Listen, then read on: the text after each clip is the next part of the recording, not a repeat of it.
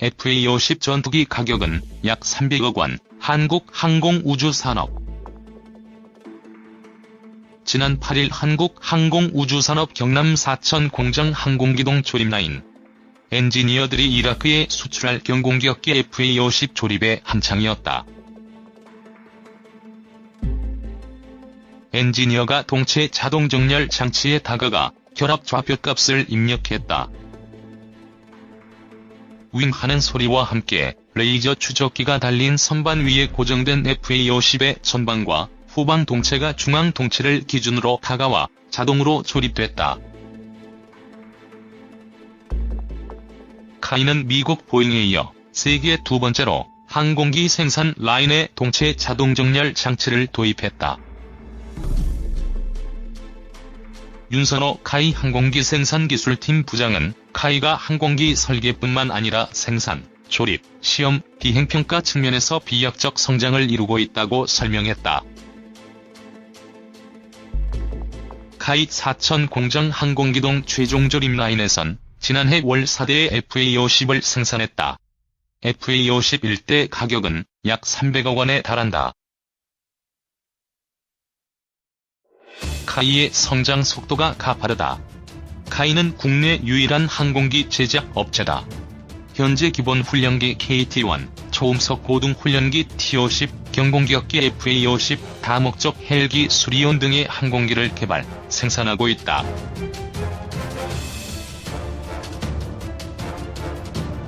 카이는 2013년 이후 고속 성장하고 있다. 매출은 2013년 2조 163억 원에서 2016년 3조 1006억 원으로 53% 증가했다. 같은 기간 영업이익은 1245억 원에서 3149억 원으로 152% 성장했다.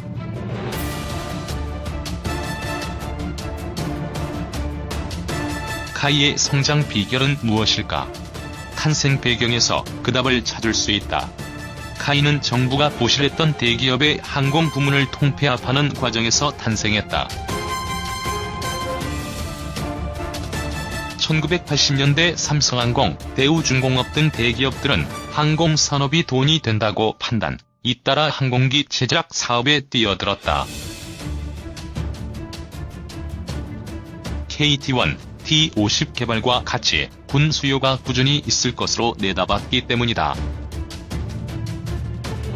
그러나 초기 투자비가 많이 들어가고 투자 회수 기간도 길다는 산업적 특성이 작용하면서 대기업들이 항공산업을 외면하기 시작했다. 그러자 정부가 대책을 내놨다. 1999년 12월 국가적으로 항공산업을 육성한다는 차원에서 삼성항공, 현대우주항공, 대우중공업 등 3사의 항공사업 부문을 통합해 카이를 설립한 것이다.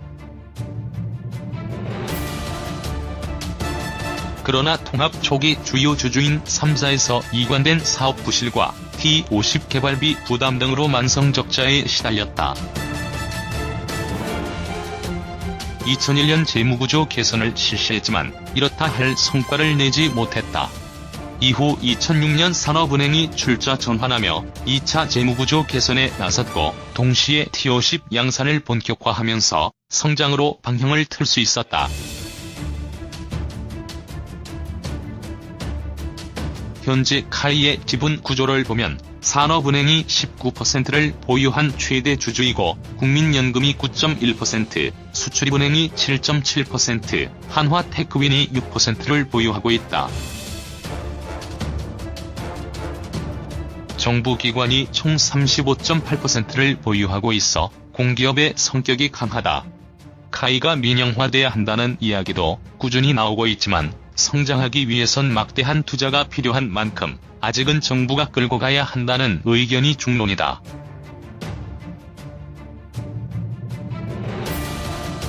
카이의 두 번째 성장 비결은 연구, 개발에 있다. 카이의 인력 구성을 보면 전체 임직원 4,100여 명 중 R&D 인력이 40%에 달한다. 항공기 제작업체의 경우 숙련된 엔지니어들이 가장 큰 자산이라고 할 정도로 R&D 인력이 중요하다.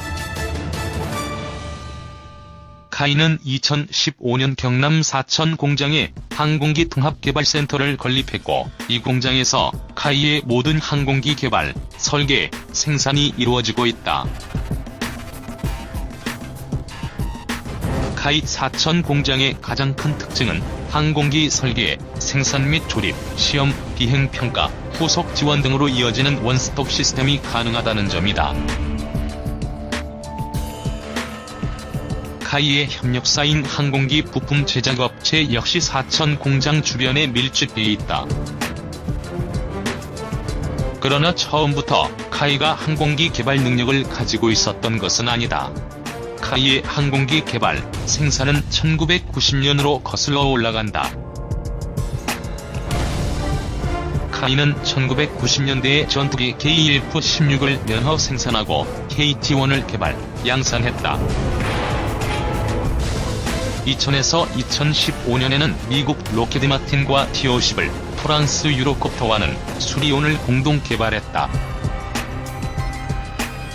이 과정에서 항공기 개발 능력을 확보했다. 이렇게 축적한 기술을 바탕으로 카이는 현재 한국형 차세대 전투기 KF-X, 소형 무장 헬기 LAH를 개발하고 있다.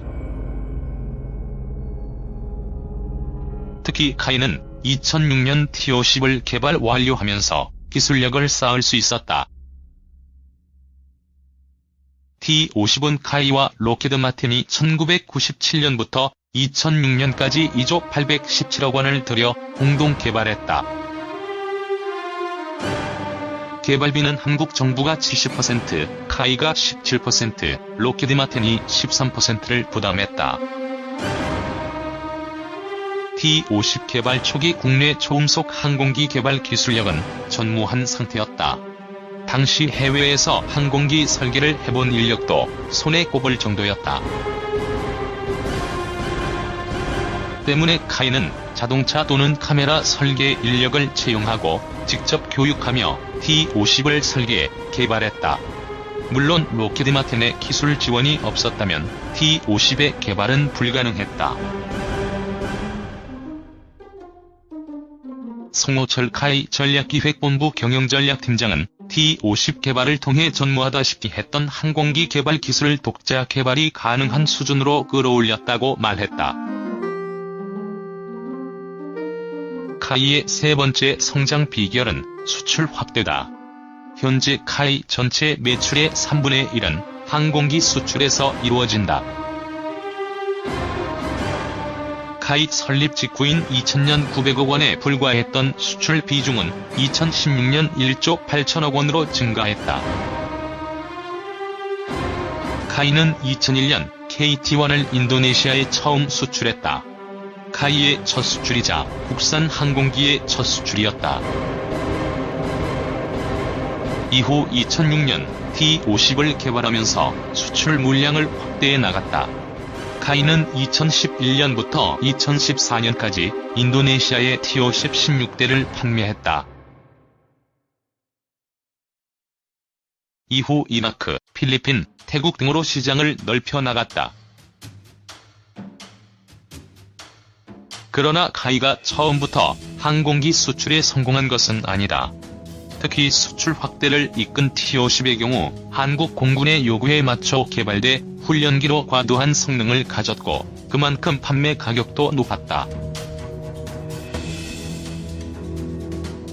경쟁 기종 대비 20에서 30% 비쌌다. 결국 카이의 T-50은 고사양, 고가라는 한계를 극복하지 못하고 수차례 수출 실패를 경험했다. 2009년 아랍에미리트, 2010년 싱가포르, 2012년 이스라엘이 그런 경우였다.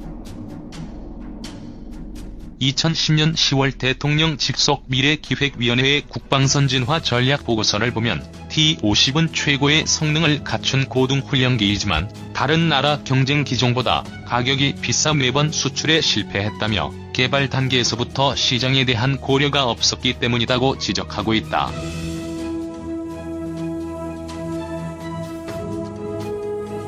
고전하던 T-50은 2012년 훈련기와 공격기 동시 활용이 가능한 FA-50으로 재탄생하며 저비용 공격기 선호국의 니즈와 맞아떨어졌고 세계 시장 공략에 성공할 수 있었다. 정확하게 말하면 동남아, 중동 등 틈새 시장이었다. 이후 카이는 T-50을 이라크, 필리핀, 태국 등에 수출하며 승승장구했다. 카이의 수출 전략에서 정부의 역할도 중요했다. 기본적으로 한국 공군은 T-50, FA-50 등 국산 항공기를 운영하며 카이 항공기의 성능과 안전성을 해외 고객에게 알리는 역할을 했다. 여기서 끝이 아니라 정부 대정부 수출 전략도 펼쳤다. 카이는 2012년 KT-1 20대를 페루에 수출했다. 페루는 카이가 19개국 5억여 명의 인구를 지닌 거대 남미 시장을 공략하기 위한 교두보 역할을 하는 중요한 국가다. 그러나 남미 항공기 시장은 브라질 항공기 제조업체 엠브레어가 장악하고 있다. 페루 공군은 당시 엠브레어가 제작한 기본 훈련기 AMD-312 투카노를 사용하고 있었다. 카이 혼자 이 시장을 뚫기에는 한계가 있었고 정부가 나섰다. 2009년 한국 국방부는 1950년대 미국이 개발한 훈련기 T-37을 개량한 A-37 공격형 항공기 8대를 페루에 무상 양도했다. 1년 뒤인 2010년 한국 정부는 페루와 방산, 군수협력 양해각서를 맺었고 카이는 2012년 2억 달러 규모의 페루 공군 훈련기 교체 사업을 따낼 수 있었다. 카이의 마지막 성장 비결은 철저한 미래 대비다. 항공기 제작업체가 성장하기 위해선 꾸준히 새로운 기종을 개발, 생산해야 한다. 항공기를 제작하는 데는 보통 10에서 20년이 걸린다. 다른 제조업에 비해 제품 개발 사이클이 길다. 미리 계획하고 개발하지 않으면 성장할 수 없다는 얘기다. 카이는 지난해부터 미래 성장 동력으로 한국형 차세대 전투기 KEFX 사업 개발에 나섰다. KEFX 사업은 노후화된 한국 공군 전투기를 대체할 신형 전투기 개발 프로젝트다. 개발 완료 시기는 2026년이다. 투자 금액만 8조 6,691억 원에 달해 장군 이래 최대 무기 개발 사업으로 불렸다. 전체 개발 비용 중 한국 정부가 60%, 카이를 포함한 국내외 방산업체가 20%, 인도네시아 정부가 20% 부담한다. 록히드 마틴도 기술 지원에 나선다. 특히 카이는 인도네시아와의 공동 개발을 통해 KFX 개발 후 인도네시아의 초기 50대, 후속 50대를 판매할 계획이다. 물론 한국 공군에도 120대를 공급한다.